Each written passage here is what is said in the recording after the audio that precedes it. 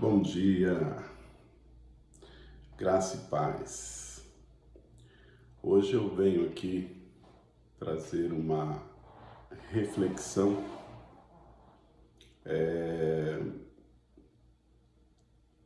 com base no ponto de partida aqui no livro de Gênesis. Uma reflexão de âmbito familiar, ético, prático, com implicação espiritual.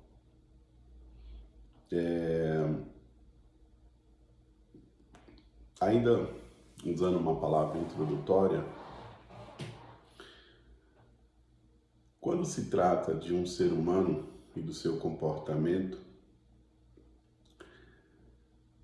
não se pode fazer uma abordagem absolutista, fazer um contraste entre verdade absoluta e verdade relativa. O que seria uma verdade absoluta?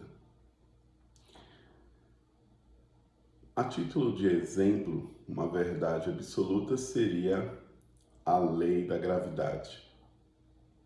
Qualquer objeto que você queira jogar numa área aberta, absolutamente, por assim dizer, esse objeto vai cair no chão. A força gravitacional vai manter esse objeto no chão. Inicialmente ele vai voar ou flutuar por força da propulsão, do impulso, da sua mão em jogar o objeto. Mas a força gravitacional, que em tese é invisível ao nosso olhar humano, vai empurrar, manter esse objeto no chão. Não importa se seja dia ou noite, não importa se seja o passado, o presente ou o futuro. A força gravitacional, desde a criação do mundo, da existência, da evolução do planeta Terra, ela sempre existiu. Então, isso é uma verdade absoluta. O comportamento humano não requer e nem deve ter uma verdade absoluta. Pau, pau, pedra é pedra. Olho por olho, dente por dente, não. A verdade do comportamento humano, ela é maleável. Assim como na neurociência, o nosso cérebro tem uma neuroplasticidade. Nós somos seres que, desde o nascimento, nascemos para aprender, evoluir, fisiologicamente, fisicamente, mentalmente, psicologicamente, espiritualmente e daí por diante. Nós temos sim uma certa plasticidade. Significa dizer, somos seres de aprendizagem. Logo, o nosso comportamento tem uma certa relatividade, dado o contexto social, dado o convívio social, aprendemos certas coisas que ali é uma verdade temporal, Eu sei que são conceitos um pouco abstratos, mas vocês vão entender ao longo dos meus próximos vídeos. A temporalidade ou o contrário, o prefixo a temporalidade, no sentido de que algo que é atemporal é o que eu disse, uma verdade absoluta, uma lei, um princípio absoluto que, independente do tempo, se permanece. Algo que seja temporal, momentâneo, já está dizendo por si. É algo que é mutável, muda-se em época. Hoje temos uma moda, amanhã essa moda pode se tornar algo cafona, obsoleto. Pois bem, dada essa palavra introdutória, o que vou dizer direi como verdade relativa. Não é uma verdade revelada num viés de verdade absoluta, e vocês vão entender. O livro de Gênesis, ele tem 50 capítulos. Ele é o primeiro livro da Bíblia. Ele é o primeiro livro da Torá, do Pentateuco, do Antigo Testamento. Ele é o livro de abertura da Bíblia, seja ela judaica, seja ela católica, seja ela cristã, em suas variáveis vertentes. Gênesis significa origem, né? No livro de Gênesis, para facilitar a memorização, lembrando que o texto bíblico nunca foi originalmente dividido em capítulos e versículos, é um arranjo, uma divisão para facilitar a localização de textos contemporânea. É um arranjo de poucos séculos para cá, porque o original da Bíblia, em sua forma hebraica, ou aramaica, ou siríaca, dependendo da língua, lá, digamos, há 2.000 anos atrás, há 2.500 anos atrás, não tinha essa divisão de capítulos e versículos. Pois bem, o livro de Gênesis, atualmente, na forma como encontramos em todas as versões de Bíblias, está dividido em capítulos e versículos. Como eu disse, 50 capítulos. Vamos memorizar. Esses 50 capítulos pode ser dividido em duas grandes porções. A primeira porção vai do capítulo 1 ao capítulo 11. A segunda porção, do capítulo 12 ao capítulo 50. Na primeira porção, nós temos 11 capítulos. Na segunda porção, nós temos 39 capítulos. Na primeira parte, nós temos 4 grandes eventos narrados ao longo desses 11 capítulos. O primeiro evento, a criação, capítulo 1 e 2. O segundo evento, a queda, capítulo 3. O terceiro evento, o dilúvio, capítulo, digamos, 4, 5, 6, 7, 8, 9, né? E 10. E o evento da Torre de Babel, que está ali do capítulo 11. Criação, queda, dilúvio, Torre de Babel.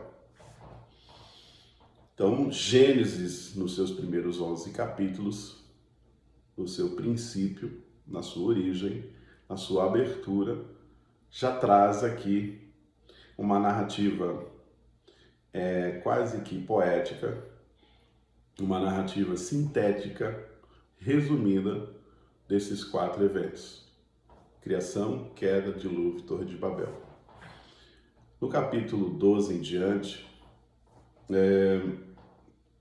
até os 50, nós temos 4 grandes personagens, 4 grandes heróis da fé, 4 gigantes da fundação do povo de Israel: Abraão, Isaac, Jacó, José. Abraão, Isaac, Jacó e José, os pais, os fundadores do povo de Israel, do povo hebreu. Começando com 12, o capítulo 12, o chamado de Abraão. Assim é o livro de Gênesis. 2 grandes porções, 4 grandes eventos e 4 grandes personagens que tem ali a narrativa na segunda porção, na segunda parte, que vai do capítulo 12 ao 50. Pois bem, isso é um arranjo, é um sumário, uma síntese para você memorizar o livro de Gênesis. Agora, eu vou extrair daí uma temática que terá pertinência aos nossos dias, pois esse livro ele data de mais de 3.000 anos atrás. Não se pode pegar um texto isolado no livro de Gênesis e simplesmente aplicar nos nossos dias. É uma outra realidade, é uma outra cultura, é um outro povo, né? Não é assim que se faz. Mas hoje eu vou dar um exemplo de como refletir, meditar, extrair uma lição moral ou espiritual do texto bíblico, tendo como partida o livro de Gênesis. Vamos lá. Minha temática é enquanto verdade relativa. Você não pode ter sucesso, muitas vezes, ou a maioria das vezes, estando no meio da sua família. Você não pode ter sucesso como ser humano, prosperar, evoluir, progredir, muitas vezes, se mantendo dentro de um contexto familiar. Cada ser humano é uma individualidade única, cada ser humano é especial, cada ser humano tem características únicas, cada ser humano é uma verdade absoluta em si, é a imagem de Deus, como está no evento da criação. Ele é a semelhança de Deus. Cada ser humano é especial. E, portanto, sendo um ser de aprendizagem, sendo um ser único, cada ser humano tem que trilhar seu próprio caminho. Ao longo da vida, cooperar com Deus ou consigo mesmo na construção da sua autobiografia. Nesse processo, autobiográfico, muitas vezes está inserido no contexto familiar, não cortando o cordão umbilical, você fica amarrado no desenvolvimento. Quando Deus chamou Abraão, ele disse para sair da terra dele, da casa dos pais dele, do meio da parentela dele, porque Deus tinha um chamado, Deus tinha uma missão, Deus queria abençoar Abraão de maneira incomparável, dentro do propósito divino na biografia desse personagem. Ele se tornou o pai na fé, ele se tornou o pai fundador do povo de Israel, porque de Abraão veio o filho da promessa, Isaac. De Isaac veio Esaú e Jacó, e de Jacó os 12 filhos que se tornaram os patriarcas, fundadores das 12 tribos de Israel. José, um dos filhos, fez a transição para a história da narrativa, da revelação, para o momento seguinte, que é o livro de Êxodo. Fez uma transição ao levar os seus irmãos, a sua família, para a terra do Egito, aonde nesse ambiente, segundo a Bíblia, o povo se proliferou, multiplicou extraordinariamente. E, consequentemente, se tornou uma ameaça na época do Egito de então, e foram escravizados, por assim dizer, segundo o relato bíblico. Mas eu não quero entrar nesses pormenores. Eu quero dizer que Deus deu um chamado para Abraão. Deus deu uma revelação. Abraão tinha que sair do meio dos parentes. Tinha que sair da tutela dos seus pais. Tinha que cortar o cordão umbilical. Ele tinha que trilhar um caminho sozinho. Mais adiante, para reforçar essa solidão, Abraão se separa do seu sobrinho Ló. Ou seja, quando ele saiu da terra dos seus pais, da terra das suas origens, materna, paterna, cultural, religiosa, ele levou consigo um sobrinho, um parente, Ló. E em dado momento houve conflito. E aí ele teve que se separar. Ou seja, o conflito familiar e até tribal, porque eles eram cuidadores de ovelhas, de bode, cabra, eles criavam, viviam dessa fonte de renda, tinham também os seus empregados, seus escravos, a família cresceu, Deus começou a prosperar e ficou ali insuportável, por assim dizer, continuar junto e teve que se separar de Ló. Pois bem, Abraão teve que prosseguir sozinho. Ele, sua esposa Sara, sem filhos na ocasião. O filho da promessa veio depois da promessa, porque Deus prometeu abrir a madre de Sara. Enfim, de ponto de partida, Deus só abençoou extraordinariamente, prosperamente, financeiramente, espiritualmente, em todos os sentidos, Abraão, depois que ele ficou só. Depois que ele ficou só, Deus abriu as portas. Deus cumpriu a sua palavra. Vou te abençoar. Será tu uma bênção. E de Abraão surgiu reis, surgiu o povo de Israel, surgiu muitas coisas que a gente podemos dizer até os dias de hoje. Ele é o herói na fé. Ele praticamente é o primeiro herói, por assim dizer, a ser teologicamente justificado pela graça, justificado por meio da fé. Paulo constrói sua teologia na carta de Romanos a partir de Abraão, dando ele como exemplo primaz, fundamental. E ele retoma esse assunto na carta de Gálatas. Enfim, Abraão é o ícone, é o ídolo, ele é o herói, ele é um exemplo master. Ele é um arquétipo, né? O arquétipo da individualidade, o arquétipo de um relacionamento particular com Deus, o arquétipo de uma pessoa que teve acesso direto a Deus, se relacionou com Deus, sem a mediação de uma religião. Abraão não se uniu a Melquisedeque para fundar uma religião, para fundar uma denominação. Abraão trilhou um caminho solitário entre ele, Deus, e os altares que ele construía, que ele usava para cultuar. A adoração master, gloriosa, top de linha de Abraão foi quando ele foi sacrificar o próprio filho da promessa, o filho único, unigênito dele, por assim dizer, Isaac.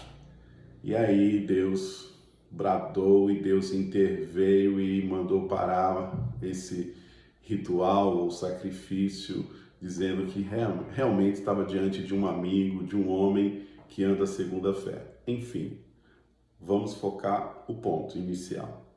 O chamado de Abraão é um chamado para sair do meio da família. Essa temática está isolada? Não.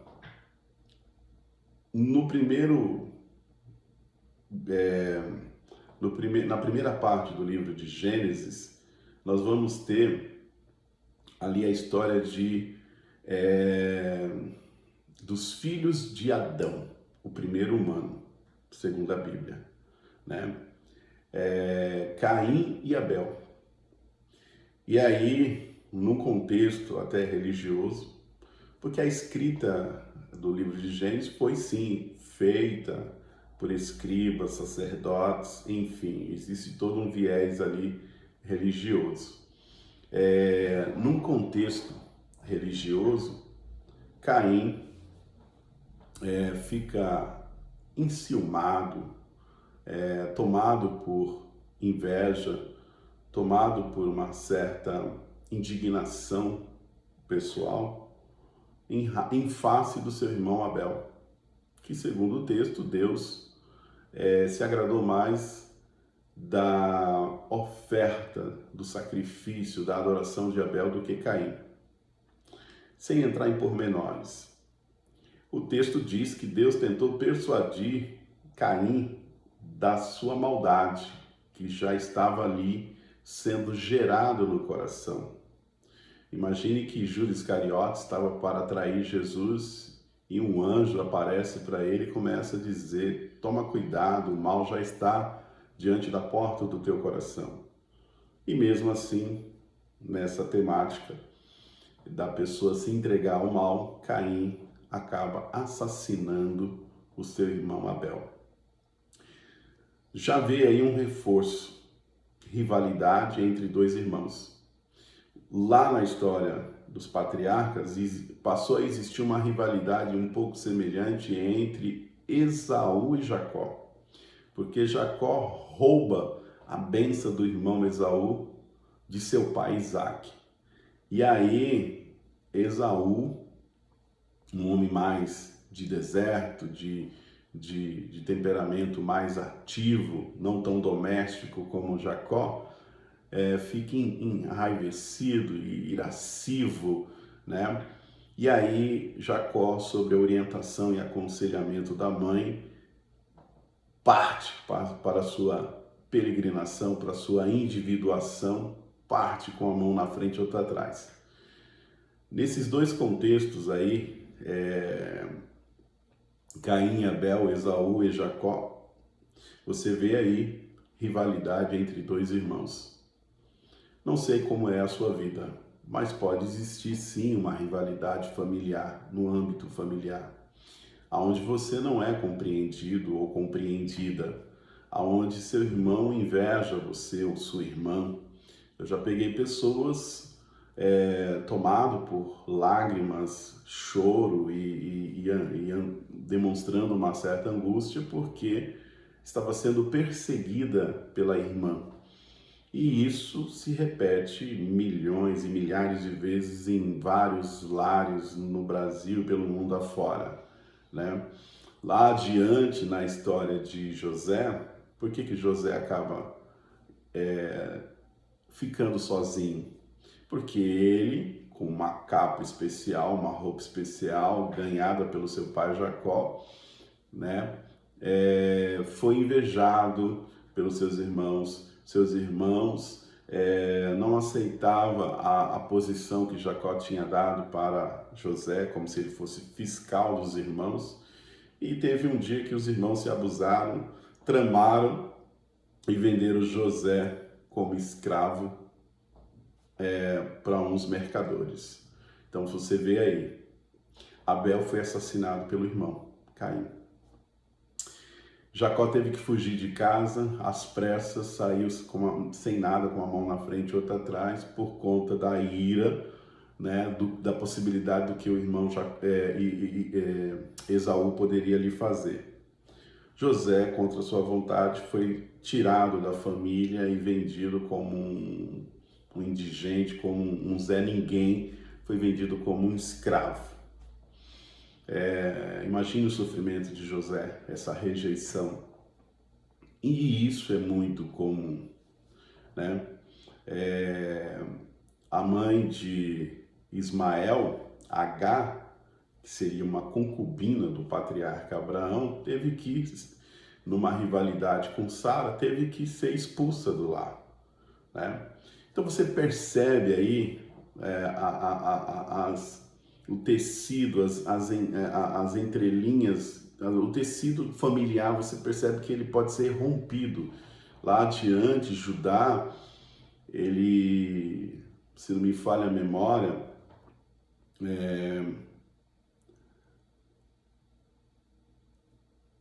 teve um dos seus filhos que também entrou nessa rivalidade com Tamar, enfim.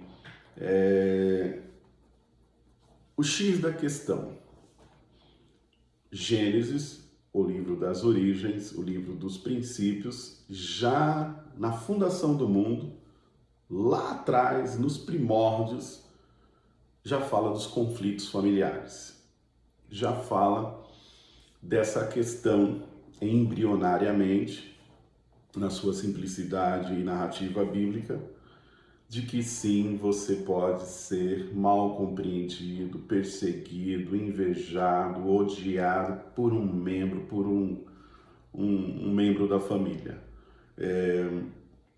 E aí, retomando o texto, Jacó só evoluiu, só amadureceu, só acabou se tornando um homem de verdade, quando peregrinou seu caminho, a jornada da sua própria vida. Casou, constituiu família, prosperou, e para amadurecer assim a cereja do bolo, o ponto alto da biografia, lutou com Deus como homem, através do anjo, no seu retorno para Canaã, ficou conhecido como Israel, como aquele que lutou com Deus. Mas só pôde evoluir trilhando um deserto, né? Um caminho solitário. Abraão também, né? José também se tornou um primeiro-ministro do Egito, ficou no deserto, ficou no poço, no calabouço da incompreensão, da rejeição, poderia se encher de ódio, poderia se suicidar, poderia fazer milhares de coisas possíveis, enfim.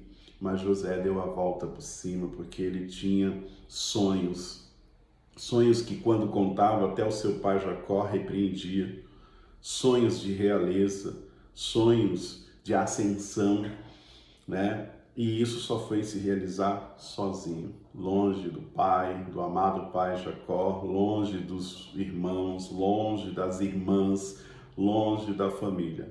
José se tornou quase um rei, quase um faraó, né? Um grande ministro na terra do Egito, e depois abençoou a sua família, foi de encontro à sua família. Esse de ir ao encontro da família, resgatar a família, voltar para o ambiente familiar depois da prosperidade, da evolução, do progresso, significa justamente isso. Que a pessoa que progride, que amadurece, ela não guarda mágoa, ela ressignifica as suas histórias de rejeição, de trauma. Significa que ela transcende essas mazelas humanas. Ela na sua neuroplasticidade, né? Ela evolui psicologicamente, emocionalmente, e ela, tendo raízes, passa a ver com outro olhar a família, né? Se torna provedora, protetora.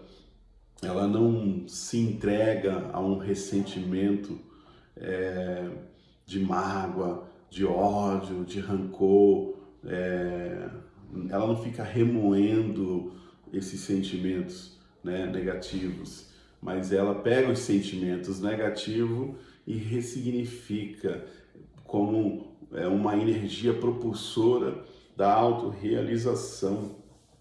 Então, eu poderia dizer que Deus manda te dizer, se houver a necessidade de sair do ambiente familiar, de trilhar o seu caminho sozinho, como o fez esses heróis na fé, como o fez Jacó, José, contra sua vontade, Abraão e tantos outros, faça. Deus é contigo. Faça por meio da fé. Faça crendo que primeiro você é sim um escolhido de Deus. Você é sim um amado de Deus. Deus não te colocou no mundo para ser um João ninguém. Deus não te colocou no mundo para atrofiamento existencial. Você é a imagem de Deus. Isso está lá na criação. Na queda, teologicamente, queda faz parte da existência humana. Quem cai vai dar valor depois que sobe, né? Que sobe ao trono, que sobe a um momento de autorrealização. O ser humano foi criado para isso. Ele foi criado, sim, para ser lapidado. Não existe felicidade consistente, abundante, sem, na sopa existencial, a mistura de sofrimento de um deserto. Jesus também foi rejeitado pela sua família. Jesus também tinha irmãos e irmãs. Jesus também não foi acreditado inicialmente pela sua família. Jesus inicialmente teve que trilhar também o deserto, o caminho solitário. Isso está em toda a Bíblia, mas hoje eu estou aqui dizendo que no livro de Gênesis, o livro das origens, da onde tudo começou, né? O movimento do monoteísmo através de Abraão, da onde começou as raízes do cristianismo, as raízes do judaísmo, do islamismo. Lá já tinha esse arquétipo de que para ser herói, o arquétipo do herói, você passa por um momento de conflito, né? Não tem um complexo de Édipo, né? No complexo de Édipo é justamente isso, de certa forma, é um conflito existencial com a própria família. Você, no complexo de Édipo, casa com a mãe, mata o pai, né? Olha que situação, e se torna rei, né? Nesse complexo, né, em dado momento da sua existência, você tem que aprender que existir humanamente é sim um caminho solitário, solitude. Aprender a se isolar, a praticar a autorreflexão, a aprender de que para realizar grandes coisas, construir grandes impérios, construir fazer grandes realizações, muitas vezes, ou numa verdade não totalmente absoluta ou relativa, haverá necessidade de você sair do meio dos seus parentes, da casa dos seus pais, né, e trilhar o seu caminho. Quando eu digo verdade relativa, é que nem sempre isso será uma verdade compulsória para algumas pessoas, né? Tem pessoas que são agraciadas por uma família não tóxica. Tem pessoas que são agraciadas por relacionamentos não tóxicos. Tem uma boa convivência com seus pais, né? Aí não há necessidade. Por isso que eu inicialmente disse que não é uma verdade absoluta, né? É uma verdade relativa na sua lição moral e espiritual, é que muitas vezes, para você trilhar o seu caminho, você tem que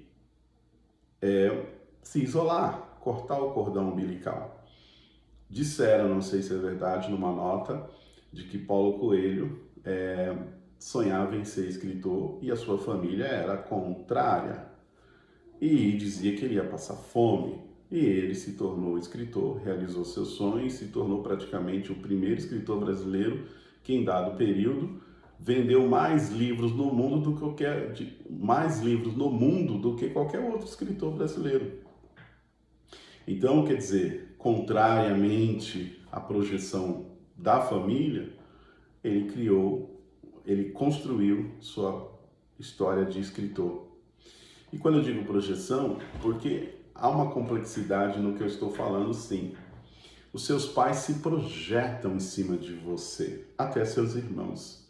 Nesse se projetar, enquanto você é criança, enquanto você é adolescente, enquanto você está numa certa relação de dependência, há uma imposição. Tipo, eu quero que você estude determinado curso, eu quero que você seja advogado, médico, engenheiro.